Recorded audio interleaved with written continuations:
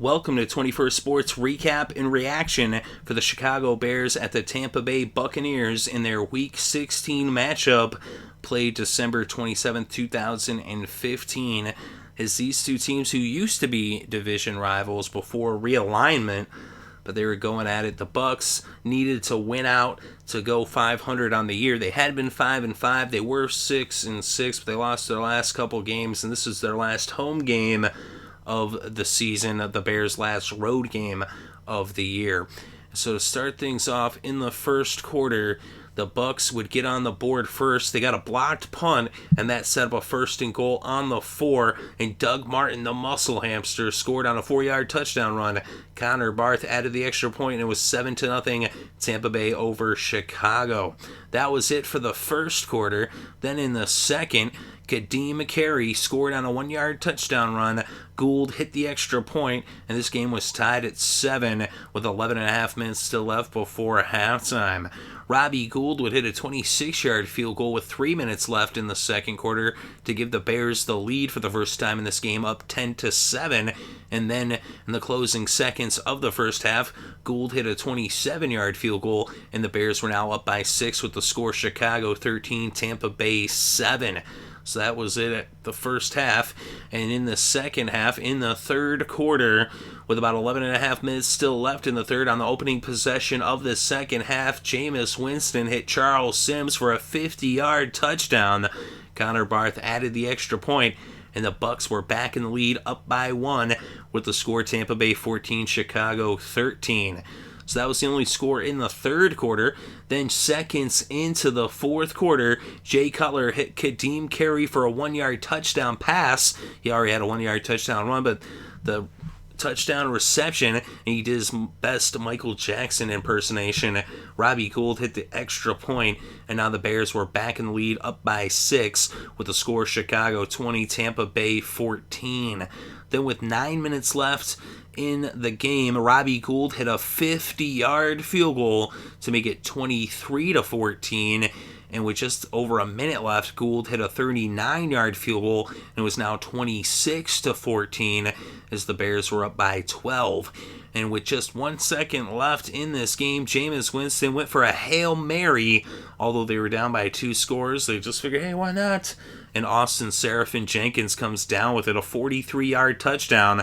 Connor Barth added the extra point, and that would make it a 5-point game at 26-21.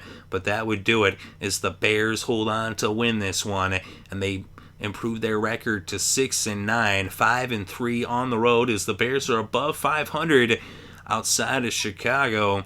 And Tampa Bay now falls to 6-9. They had been 6-6. They now lose 3 straight, and they will not be 500. They're going to have a losing record in Winston's rookie campaign. They're 3-5 at Raymond James Stadium. Of course, though, Jameis Winston, I think he's had a good rookie year. Just things have been tough going down the stretch, but it's, growing pains, something to learn from and come back next year stronger, and they'll be a better team for it in the long run.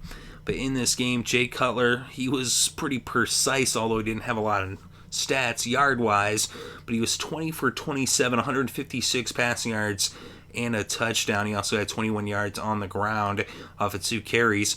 Jeremy Langford had 19 carries for 83 yards, and Matt Forte 11 carries for 54 yards. Forte also had 3 catches for 23 yards, giving him 77 total yards on the game.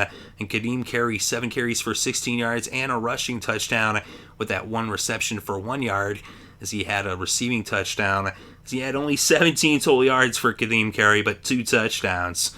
How's that for a line?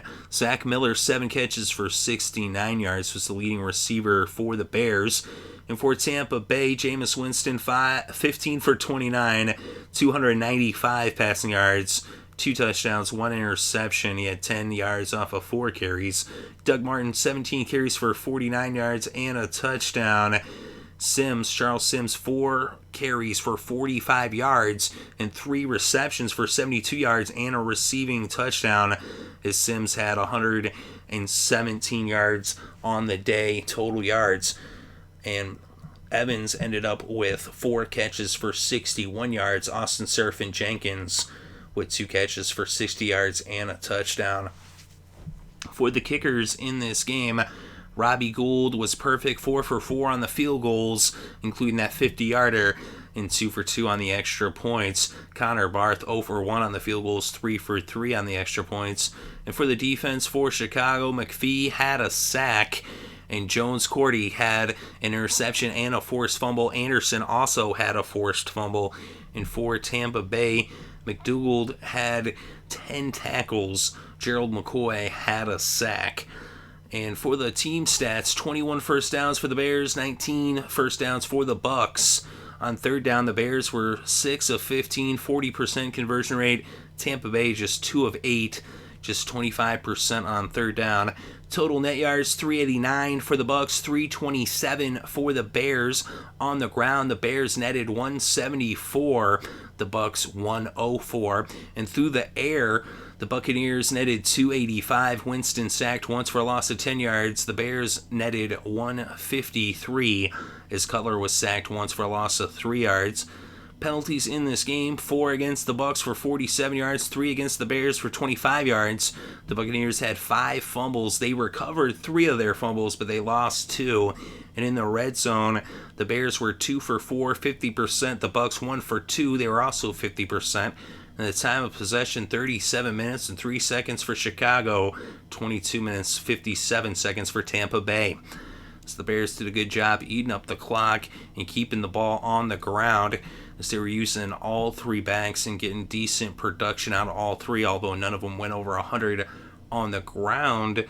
Although Forte had a pretty good day with 77 yards, and then Langford 83 rushing yards. Forte, of course, combined with his receiving and his rushing yards. And as I said, though, nobody went over 100 yards for the Bears.